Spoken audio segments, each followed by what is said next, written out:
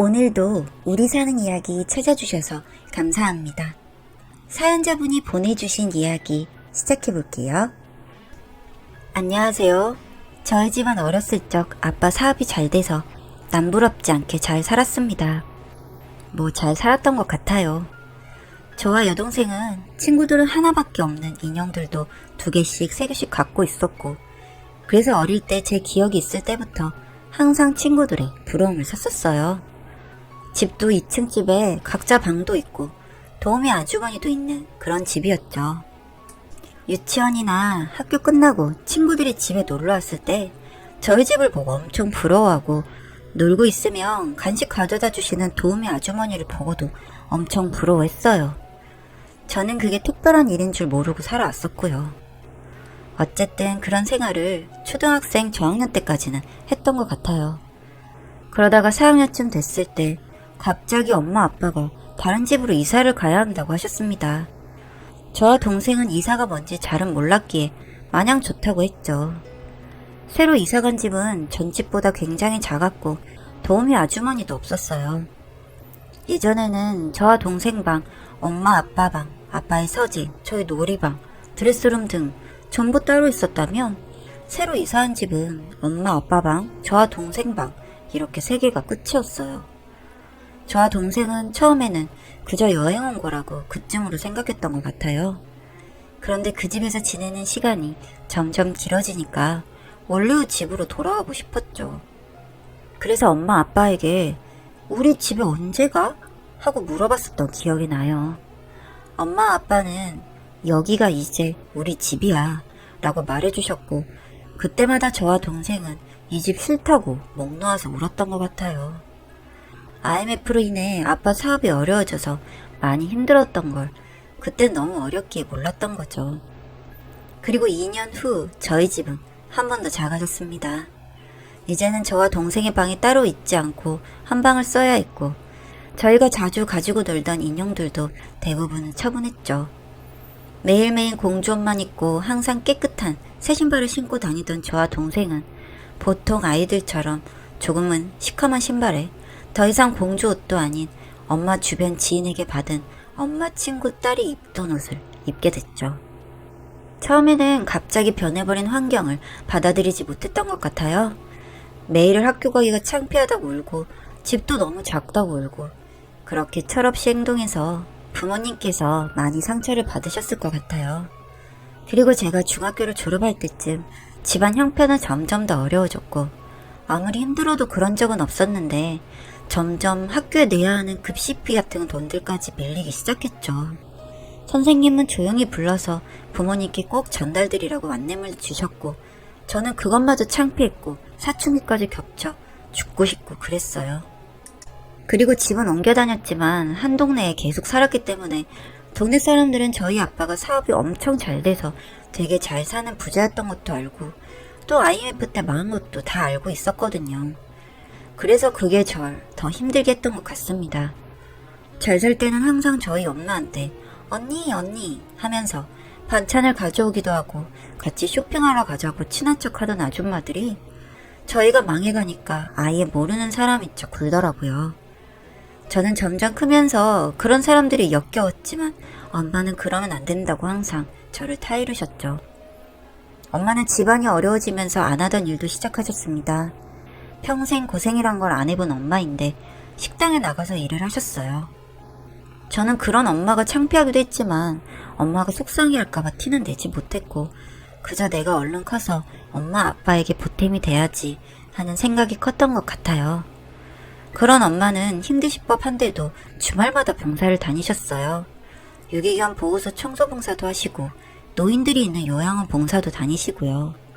저는 돈도 안 주는 일을 엄마는 왜 저렇게 열심히 다닐까 생각했죠. 그렇게 저는 고등학생이 됐어요. 그러던 어느 날 저희에게는 엄청난 일이 생기고야 말았습니다. 믿었던 아빠가 저에게 편지 한 통을 남긴 채 가출을 하신 거예요. 그 편지에는 사랑하는 여보, 그리고 나의 소중한 딸들 연지, 연희야. 우선 여보, 내가 정말 미안해. 당신과 결혼하면서 죽는 날까지 절대 고생시키지 않겠다는 약속을 결국 지키지 못했네. 어떻게든 다시 일어서 보려고 했지만 이제는 정말 벼랑 끝에 서버렸어. 우리 예쁜 딸들 연지 연희에게도 이 아빠가 너무 미안해. 평생 좋은 옷만 입히고 좋은 음식만 먹이고 좋은 것만 보게 해주고 싶었는데 이 못난 아빠가 결국 너희들까지 고생을 시키는구나. 정말 미안하다. 그리고 많이 사랑한다. 여보, 나는 먼저 가지만 우리 딸들 잘 부탁해. 그리고 정말 이 집만큼은 건들지 않으려고 했는데 어쩔 수 없었어. 옷장에 혹시 몰라서 남겨놓은 돈이 있으니 힘들지만 세 식구 어디 가서 방 하나는 얻을 수 있을 거야. 이것밖에 안 돼서 미안해 여보. 라고 적혀 있었어요. 그건 아빠가 완전히 세상과 등지겠다는 글이었죠. 그 편지를 읽은 엄마는 그대로 주저앉아 버리셨고 동생은 울기 시작했습니다. 정말 눈앞이 깜깜해졌어요. 하지만 저는 이 상황에서 저까지 정신을 놓게 되면 안 된다고 생각했고 바로 경찰에 실종신고를 했습니다. 그리고 나서 좀 정신을 차리신 엄마에게 이야기를 듣게 되었어요.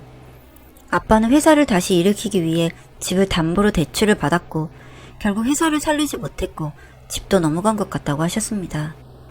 그리고 아빠가 남겼다는 돈은 고작 1,000만 원이었어요. 이제 정말 어디 살 곳도 없으니 막막했고 그 1,000만 원을 가지고 어떻게 해야 하나 정말 막막했지만 저와 엄마는 열심히 발품을 팔아서 세 식구가 살기엔 조금 좁은 원룸을 구했고 짐을 줄이고 줄여서 이사를 했습니다. 지금 생각해보니 엄마는 정말 죽고 싶은 심정이셨겠지만 저희 때문에 그럴 수도 없으셨던 것 같아요. 그리고 몇 달이 지나도 아빠가 집을 나가 어디로 갔는지 혹시 정말 죽었다면 시신이라도 발견돼야 할 텐데 그런 게 아무것도 없었습니다. 시간이 흐르면 흐를수록 우린 지쳐갔고 그러다 보니 점점 아빠를 원망하는 마음도 생기기 시작했습니다. 하지만 그런 마음을 먹으면 뭐 하겠어요. 저희만 더 힘들 뿐이었죠. 그렇게 생각을 하니 산 사람은 살아야겠구나 싶더라고요. 저희 세 식구는 갈 때까지 몰린 것 같았고 무너질 만큼 무너진 것 같으니 독하게 마음먹고 살아보자 다짐을 했습니다. 엄마도 저도 동생도 그렇게 저희 셋은 아무렇지 않은 척 힘들게 일상으로 돌아갔습니다. 엄마는 저희 앞에서 밝은 척 하셨지만 항상 밤마다 몰래 우시는 것 같더라고요. 누워서 잠든 척하며 엄마의 우는 소리를 듣고 있으면 너무 슬프기도 하고 무섭기도 했습니다. 이렇게 엄마마저도 우릴 떠나버리면 어떻게 할까 하고요. 그래서 하루도 편하게 잠들지 못했습니다. 그리고 나서 든 생각이 엄마를 행복하게 해줘야겠다는 생각이었습니다. 엄마는 매주 봉사를 다니면서 너무 행복해 하셨고 저는 힘든데 뭐하러 자꾸 봉사를 하러 다니냐고 말하긴 했지만 그게 유일한 엄마의 낙이라고 하니까 엄마와 봉사를 같이 다니기로 결심했습니다. 엄마를 행복하게 해주고 또 엄마 혼자 집 밖에 나갈 때면 항상 불안하고 무서웠기 때문에 그 마음을 달래기 위해서라도 엄마와 함께하고 싶었죠. 그리고 막상 다녀보니 보람도 있고 머릿속에서 잡생각도 없어지고 해서 좋더라고요. 그렇게 발들인 봉사활동은 제가 대학생이 되어서도 계속되었습니다. 대학교도 가기 힘들 정도였지만 저는 성적은 좋은 편이었던 터라 제가 지원하던 곳보다 낮은 곳을 지원했고 전액 장학금으로 다닐 수 있는 곳을 선택했어요. 엄마는 너무 아쉬워하셨지만 저는 아쉽지 않았습니다. 엄마가 지금보다 더 힘들어지는 건 죽어도 싫었으니까요. 그렇게 각자의 생활에 열심히 하며 살아가던 날들이었습니다. 그러던 어느 주말이었어요. 여느 때처럼 엄마와 봉사활동을 하러 갔습니다. 이번 봉사는 노숙자들 무료급식을 퍼주는 봉사활동이었고 이런 봉사는 처음 해보는 것이어서 걱정도 되었지만 또 반대로 더 열심히 해보자 하는 마음도 생기더라고요. 그렇게 봉사장소에 도착해서 열심히 무료급식 봉사를 시작했습니다. 저는 밥을 푸는 업무를 맡았죠. 이 밥 푸는 것도 여러분들에게 계속해서 푸다 보니까 쉽지만은 않더라고요. 하지만 또 그만큼 보람도 되고 그랬습니다. 그렇게 노숙자분들께 드릴 식사가 거의 마무리되어가고 이제 정리를 해야겠다며 다들 정리하는 분위기였습니다. 그런데 굉장히 익숙한 소리가 들리더라고요. 급식 벌써 끝난 건가요? 저는 귀에 꽂히는 익숙한 목소리에 고개를 들어서 자연스럽게 그쪽으로 시선을 돌렸고 그분은 다름 아닌 저희 아빠였습니다. 씻지 않은 외관에 옷을 시커멓고 찢어진 신발에 떡진 머리와 누구에게 맞은 흔적까지. 그냥 겉모습만 보면 저분이 우리 아빠인가 싶었는데 목소리는 아빠가 맞더라고요. 그렇게 저는 아빠를 한눈에 알아볼 수 있었습니다. 저는 너무 놀랍고 반가워서 아빠! 하고 소리를 쳤고 제 소리를 들은 엄마는 정리하다가 놀라서 고개를 드셨어요. 그리고 아빠는 저를 보더니 갑자기 도망가시더군요. 이렇게 아빠를 보낼 수는 없다는 생각에 아빠를 쫓아가기 시작했고 뒤에서는 엄마가 울고 있는 소리가 들려왔습니다. 그렇게 한참을 달렸을까요? 아빠를 붙잡았어요. 제가요. 그런 제 손을 아빠는 뿌리치시더군요. 울면서 저에게 미안하다고 제발 못 본 척 해달라고 하시면서 놔달라고 하시더군요. 절 밀어내려고도 하셨고요. 하지만 제가 어떻게 못 본 척을 하겠어요? 아빠를 모시고 엄마에게로 갔고 우린 당장 집으로 가자며 가서 이야기하자고 했죠.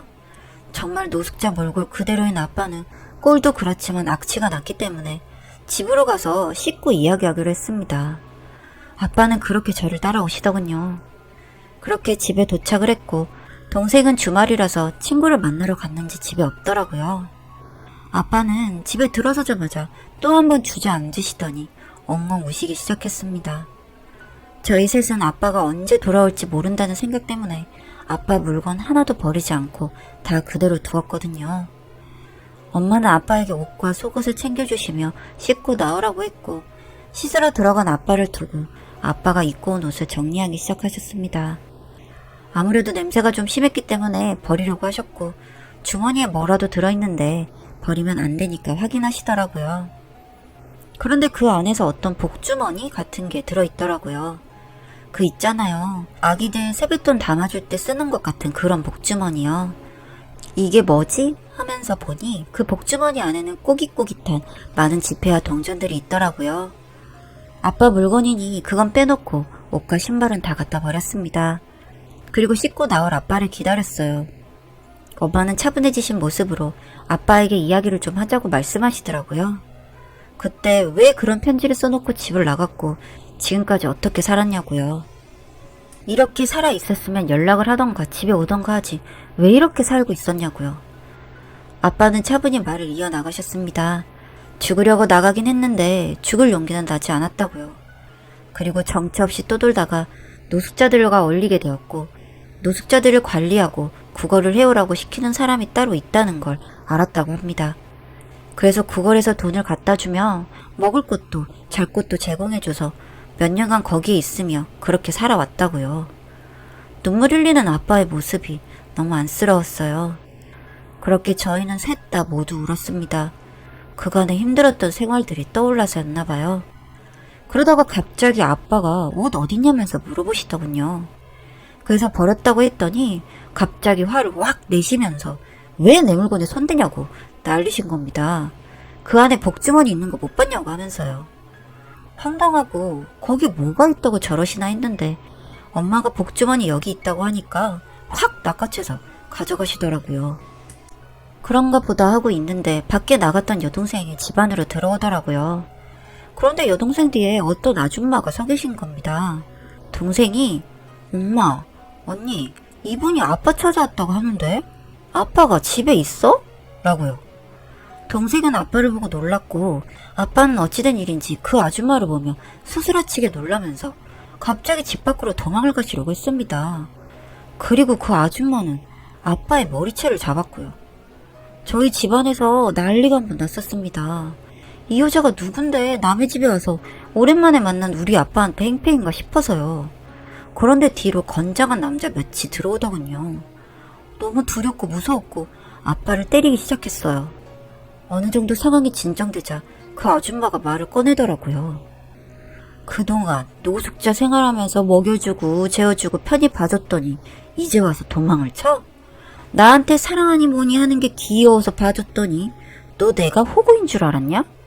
그리고 얘들아, 저 인간 주머니 뒤져봐. 아우. 그렇게 아빠는 강제로 잡혀서 그 복주머니가 털리는데요. 그냥 동전 몇 개와 꼬깃꼬깃한 지폐 몇 장이 전부인 줄 알았는데 뭐가 툭 떨어지는 겁니다.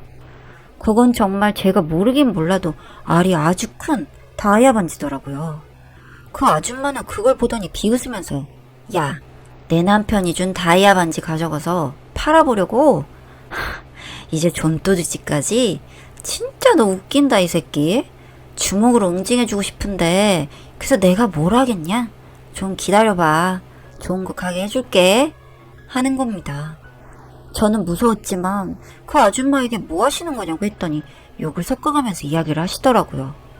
정리해보니 그 노숙자들에게 숙식을 제공하면서 아빠가 말했던 그 집단의 여자이고 자기 남편 몰래 둘이 바람을 피웠는데 며칠 전에 자기랑 술 한잔 먹더니 그 틈을 타서 반지를 들고 튀었고 뒤를 밟아서 이렇게 잡으러 온 거라고요.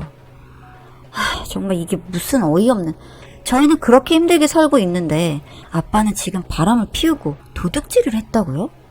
그에 대한 내용을 물어볼 틈도 없이 경찰이 들어왔고 그렇게 저희 아빠는 잡혀갔습니다.